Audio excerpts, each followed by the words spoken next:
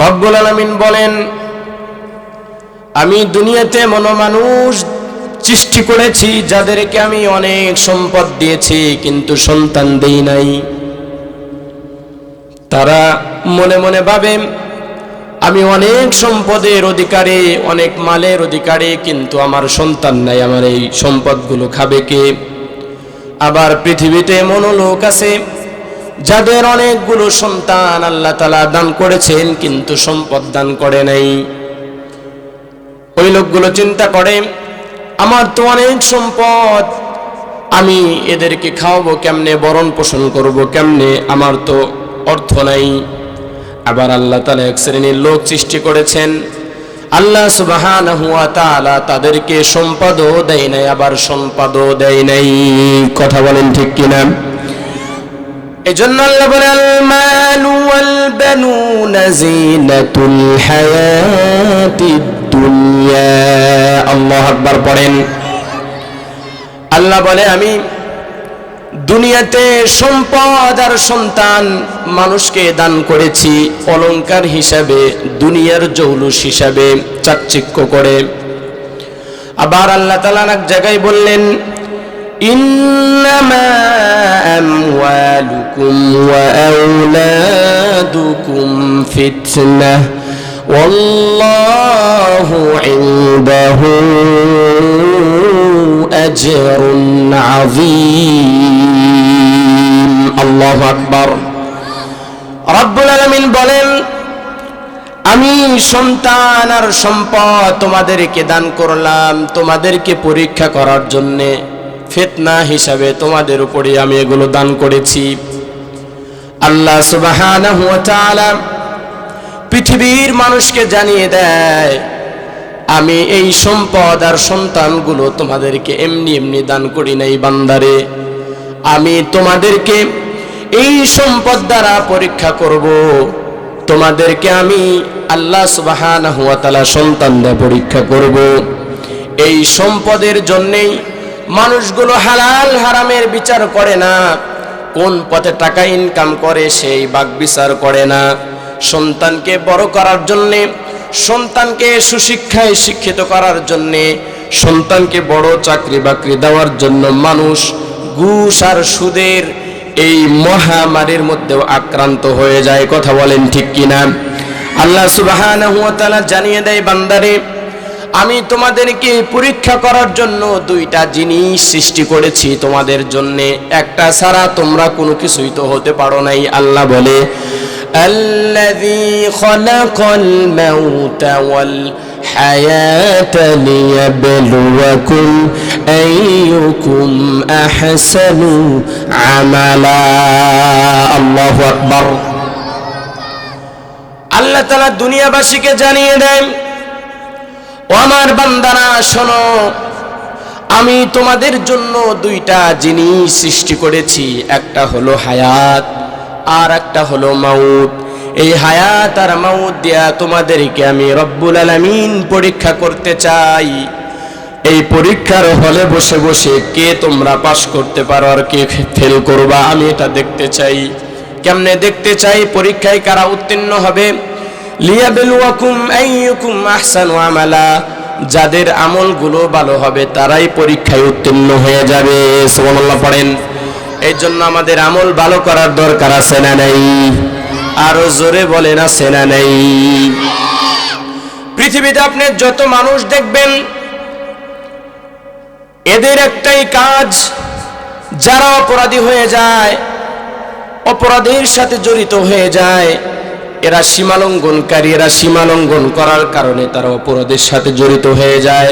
কারণ আপনি যদি তাদেরকে জিজ্ঞাসা করেন, ভাই আপনার তো অনেক সম্পদ আছে, তারপরে আপনি কেন অন্যায় পথে উপার্জন করেন, মানুষের হক মেরে খান, টেন্ডারবাজি করেন, চাঁদাবাজি করেন, ওই লোকটা হয়তো উত্তর দিবে, আমার সন্তান আছে, আমি মারা যাওয়ার পরে যেন আমার এই সন্তানগুলো মানুষের ধারে ধারে ঘুরতে না হয়, মানুষের কাছে যেন হাত পাততে না হয়, আমার এই সন্তানগুলো যেন সমাজের ভিতরে উঁচু গলায় কথা বলতে পারে, সমাজে ভালো নেতৃত্ব দিতে পারে, এই জন্য আমি ইনকামের রাস্তা বেছে নিয়েছি, হয়তো সে বলবে। আবার আপনি যারা রিক্সা চালায়, আপনি দেখবেন তারা অনেক রিক্সা চালক নামাজ পড়ে না, তারা হকের পথেও থাকে না, সারা দিন পরিশ্রম করে, এই পরিশ্রমগুলো বৃথা। আপনি যদি তাদের কেউ জিজ্ঞাসা করা হয়, সে হয়তোবা বলবে আমি এই ইনকামের রাস্তা বেছে নিয়েছি যাতে করে আমার সন্তানগুলো ভালো থাকতে পারে, তারা যেন ভালো চলতে পারে, এই জন্য আমি স্ট্রাগল করতেছি যাতে করে আমার সংসারটা আরো ভালো হয়, আমার পুঁজিটা যেন বেড়ে যায়। কথা বলেন ঠিক কিনা?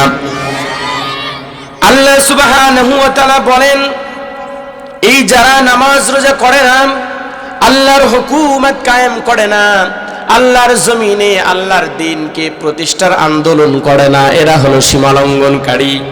আর এই সীমালঙ্ঘন করার কারণটাই হচ্ছে দুনিয়াদারি। কথা বলেন ঠিক কিনা? রব্বুল আলামিন বলেন, ফাআম্মা মান তাগা ওয়া আসারাল হায়াতাদ দুনিয়া। আল্লাহু আকবার। আল্লাহ বলে, যে ব্যক্তি সীমালঙ্ঘন করে, যে ব্যক্তি সীমালঙ্ঘন করেছিল তাদেরকে, এই কিসের সীমা? এটা হলো শরীয়তের সীমা। আল্লাহ সুবহানাহু ওয়া তাআলা শরীয়তের একটা ম্যাপ, রোড ম্যাপ দিয়েছেন, এটা হলো শরীয়ত, আর এটা শরীয়তের বাহিরে। আপনি দেখে থাকবেন দুনিয়ার অধিকাংশ মানুষগুলো শরীয়ত মানতে চায় না, নিজেদের রচিত আইন কানুন মোতাবেক তারা জীবনটা সাজায়, তাদের পরিবার সাজায়, তাদের সমাজটা সাজায়, শুধু তাই নয় তাদের রাষ্ট্রটাও সাজায়। কথা বলেন ঠিক কিনা? আল্লাহ বলেন এটার কারণ হলো ওয়া আসারাল হায়াতাদ দুনিয়া, এই দুনিয়ার পিছনে ছোটার কারণে, এই দুনিয়ার সম্পদের কারণে, এই দুনিয়ার লোভ লালসার কারণে, ক্ষমতার অহমিকায় পড়ে এই বান্দা বান্দিগুলো আমার সাথে সীমালঙ্ঘন করে।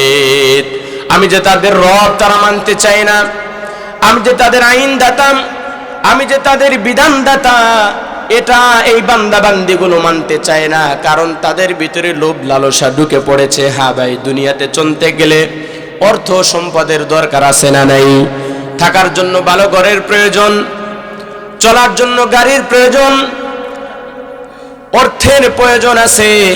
আল্লাহ সুবহানাহু ওয়া তাআলা জানিয়ে দেয়, বান্দা বান্দি চলতে গেলে তাদের অর্থর প্রয়োজন আছে, সবকিছুর প্রয়োজন আছে, কিন্তু অতিরিক্ত অর্থ কিন্তু ভালো নয়। কথা বলেন ঠিক কিনা?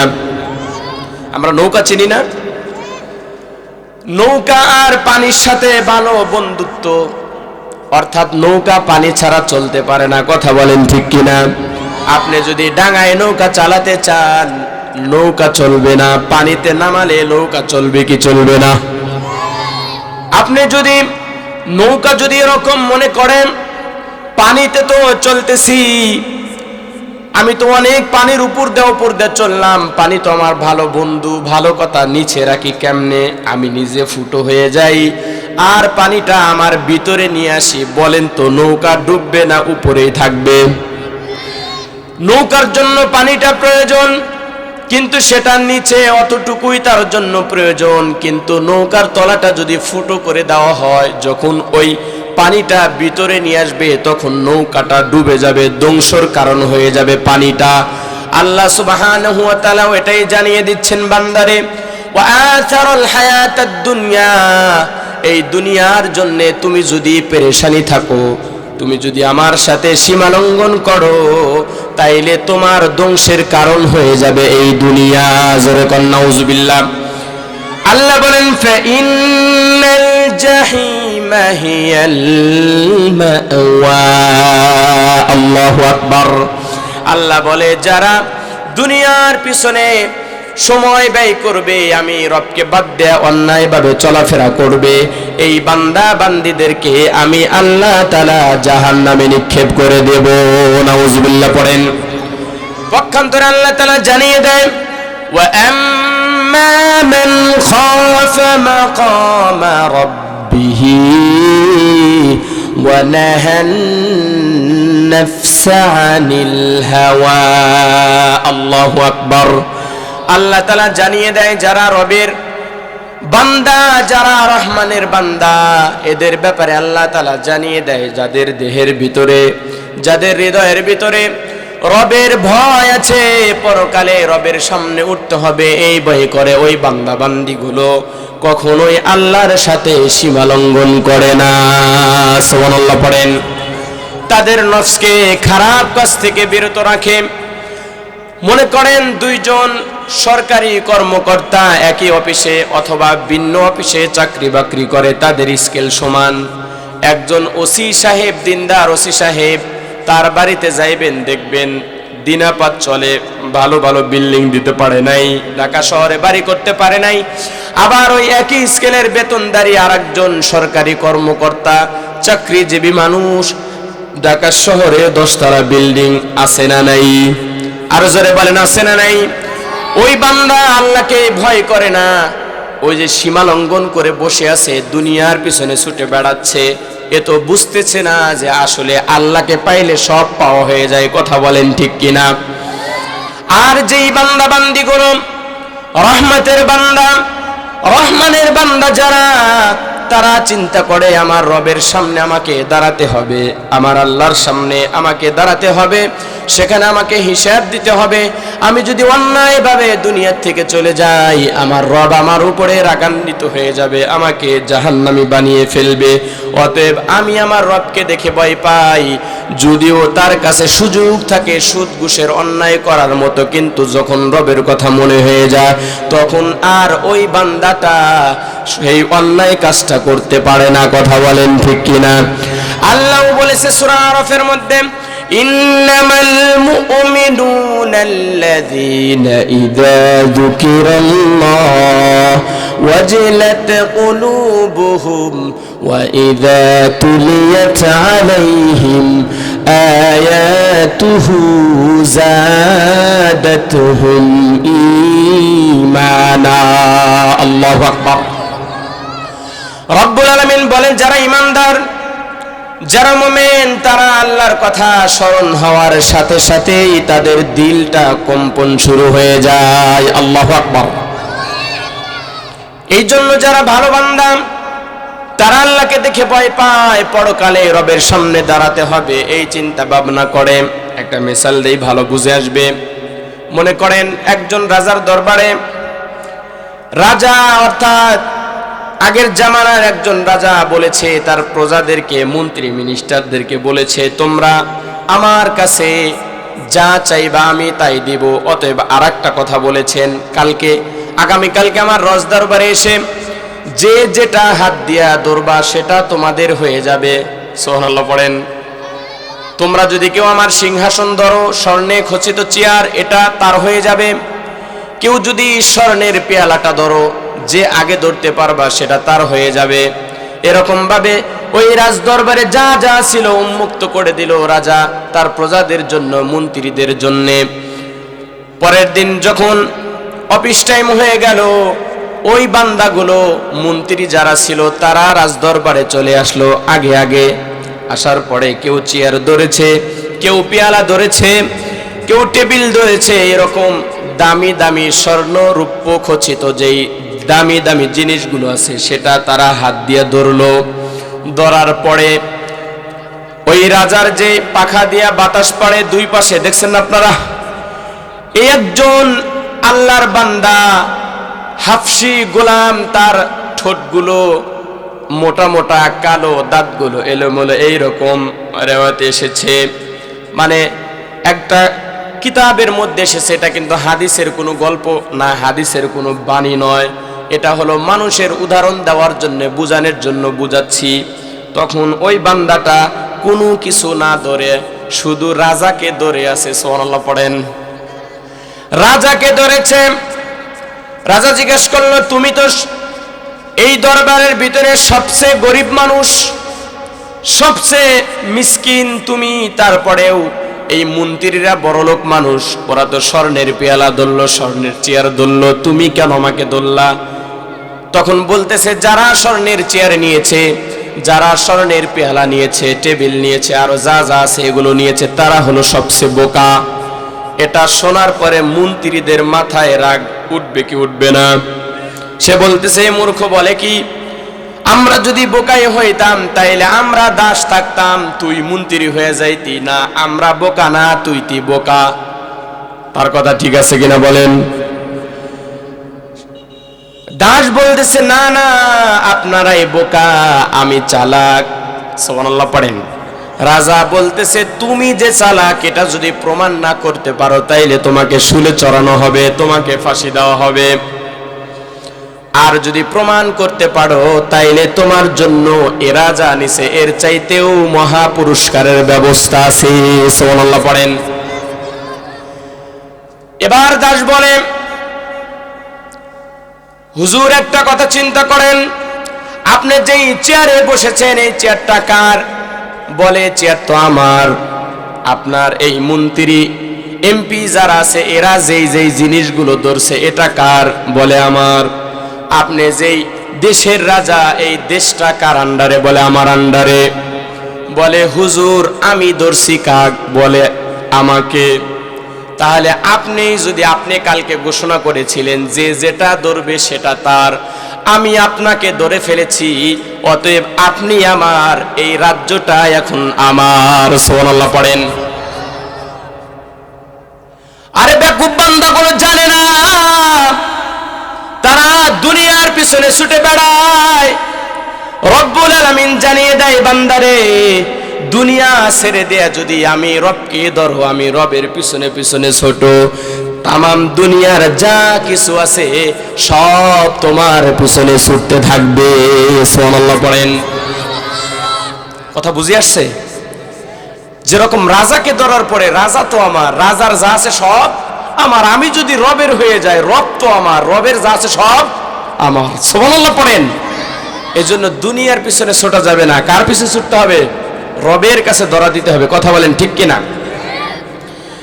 তারপর আল্লাহ তাআলা বলেন যেই বান্দাগুলো রবকে ভয় পায়, রবের কাছে যাবে এই জন্য সে ভয়ে অন্যায় করে না, তাদের ব্যাপারে আল্লাহ তাআলা জান্নাতের ঘোষণা দিয়েছেন। আল্লাহ বলে ফাইন্নাল জান্নাতা হিয়াল মাআওয়া। আল্লাহু আকবার পড়েন। আল্লাহ সুবহানাহু ওয়া তাআলা বলেন তাদের ঠিকানা হবে জান্নাত। কোথায়? জান্নাতে। যেতে চাই কি চাই না? আরো জোরে বলেন যেতে চাই কি চাই না? কে কে যেতে চায় আল্লাহকে হাত তুলে দেখাই। লিল্লাহি তাকবীর, নারায়ে তাকবীর। হাত নামান। আল্লাহ সুবহানাহু ওয়া তাআলা আর এক জায়গায় বললেন সম্পদ আর নিয়ামত আল্লাহ তাআলা বান্দা বান্দীকে দান করেছে পরীক্ষা করার জন্য। কিসের জন্য? আর জোরে বলেন কিসের জন্য? আপনাকে আল্লাহ তাআলা সম্পদ দিয়েছে, আপনি মনে করেন না আপনাকে আল্লাহ ভালোবেসে সম্পদ দিয়েছে। না না, আপনাকে পরীক্ষা করার জন্য দিয়েছে।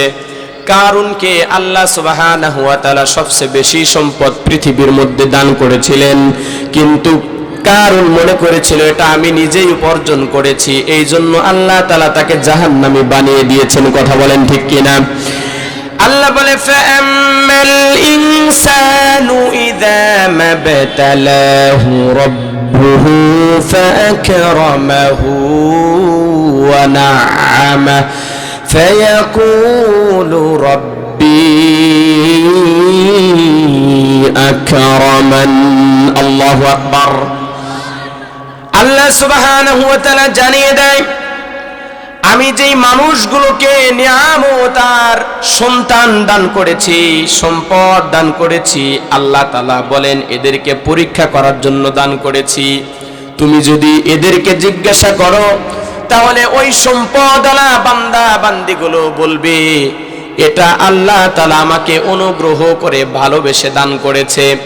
তারপরে আল্লাহ তাআলা বলেন এই বান্দা বান্দিকে যদি কিছু দিনের জন্য রিজিকটা সংকীর্ণ করে দেওয়া হয় তখন তারা বলে আল্লাহ তাআলা আমাদেরকে অপমানিত করেছেন। নাউজুবিল্লাহ পড়েন।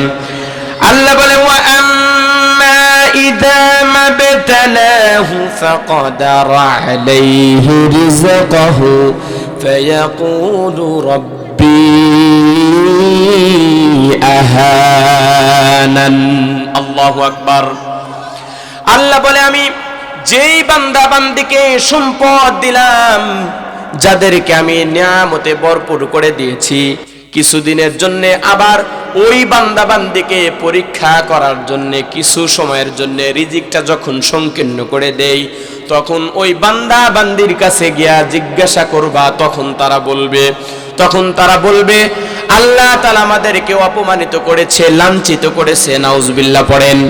সম্পদ দেওয়ার মালিককে, সম্পদ কেড়ে নেওয়ার মালিককে। কিন্তু দেখেন একই মানুষের দুইটা চরিত্র, কথা বলেন ঠিক কিনা? এটা হলো মুনাফিকের আচরণ। যখন আপনাকে সম্পদ দেওয়া হয় তখন আপনি বলেন আল্লাহ আমাকে দিয়েছে, আবার যখন আল্লাহ কেড়ে নেয় তখন বলেন আল্লাহ আপনাকে অপমানিত করেছে। এরকম লোক আমাদের সমাজে আছে না নাই? আরো জোরে বলেন আছে না নাই? কিন্তু আল্লাহ বলে কাল্লা, কখনো নয়, আমি তোমাদের রিজিককে সংকীর্ণ করে দেই নাই। তোমাদের কাজের কারণে, তোমাদের বদ আমলের কারণে আমি আল্লাহ সুবহানাহু ওয়া তাআলা তোমাদের রিজিকটা সংকীর্ণ করে দিয়েছি। নাউজুবিল্লাহ পড়েন। আল্লাহ বলে কাল্লা বাল লা তুকরিমুনাল ইয়াতীম। আল্লাহু আকবার। রিজিক সংকীর্ণ করে দেওয়ার নাম্বার 1 কারণ হলো তোমরা ইতিমের সাথে ভালো ব্যবহার করো না। ওই সময় জাহেলিয়াতের যুগে ইতিমদেরকে তারা ভালোবাসতো না, ইতিমদেরকে তারা লাঞ্ছনা গাঞ্ছনা দিয়ে বড়ে ফেলতো। আবু জেহেলের সময় কোন মানুষ যদি মারা যাইতো বা মারা যাওয়ার উপক্রম হয়ে যাইতো, আবু জেহেল তার কাছে চলে যাইতো আর বলতো, ভাই তুমি তো মারা যাইবা, তোমার সম্পদ, তোমার সন্তানগুলো কার কাছে থাকবে? অন্যরা টেন্ডারবাজি কইরা, সাদাবাজি কইরা তোমার সন্তানের কাছ থেকে, তোমার সন্তান তো ছোট মানুষ, সবকিছু নিয়ে নিবে। নাউজুবিল্লাহ পড়েন। মানে হৃদয়ের ভিতরে বিষ আর মুখে মধু, কথা বলেন ঠিক কিনা? আবু জেহেল বলতেছে, ভাই তুমি যদি তোমার সম্পদ আর সন্তানের জিম্মাদারি আমার কাছে দিয়ে দাও, যখন তোমার সন্তান বড় হয়ে যাবে তখন এই সম্পদগুলো তোমার সন্তানের কাছে বুঝিয়ে দিব। কথা ভালো না খারাপ? আর জোরে বলেন না, কথা ভালো না খারাপ? কথা কিন্তু ভালো।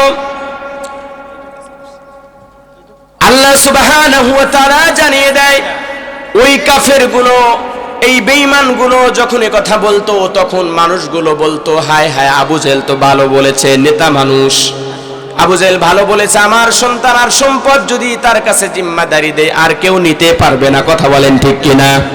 যখন মক্কার মানুষদেরকে ডাক দেয়, বলে আবু জেহেল আমার সন্তান আর সম্পদের জিম্মাদারি হয়ে গেছে, তখন মানুষগুলো আর ওই সম্পদের দিকে তাকায় না, ওই সন্তানকে কিছুদিন কিছু বলে না। যখন ওই সন্তান বড় হয়ে গেছে, বড় হয়ে যাওয়ার পরে বলতেছে, আবু জেহেল চাচা যান আমার সম্পদগুলো ফিরিয়ে দেন। তখন আবু জেহেল বলে, কিসের সম্পদ? তোর বাবা তো কোনো সম্পদ থিয়া যায় নাই। নাউজুবিল্লাহ পড়েন। এই ইতিমদেরকে, মানে খারাপ ভাষা, ইতিমদের সাথে অসৎ আচরণ করা, ইতিমদের সম্পদ গ্রাস করে নেওয়া হলো আবু জেহেলের নীতি। কিসের নীতি? কার নীতি বলেন? আবু জেহেলের নীতি। এইভাবে ইতিমদের সম্পদগুলো ওই জামানায় তারা গ্রাস করে নিত। এই জন্য আল্লাহ সুবহানাহু ওয়া তাআলা বলেছেন, তোমাদের যে রিজিকের সংকীর্ণতা আমি দেই, তোমাদের 1 নাম্বার কারণ হলো, তোমাদের বদ আমল হলো বাল্লা তুকরিমুনাল ইয়াতীম, তোমরা ইতিমদের সাথে সম্মানজনক আচরণ করো না। কথা বলেন ঠিক কিনা? এই জন্য কোনো ইতিমকে যদি আমরা পাই, আমাদের সামনে যদি হাজির হয়, আমরা ইতিমকে কাছে টেনে নেব, বুকে টেনে নেব, একটু আলিঙ্গন করব, তাদের মাথায় হাত বুলিয়ে দিব। সুবহানাল্লাহ পড়েন।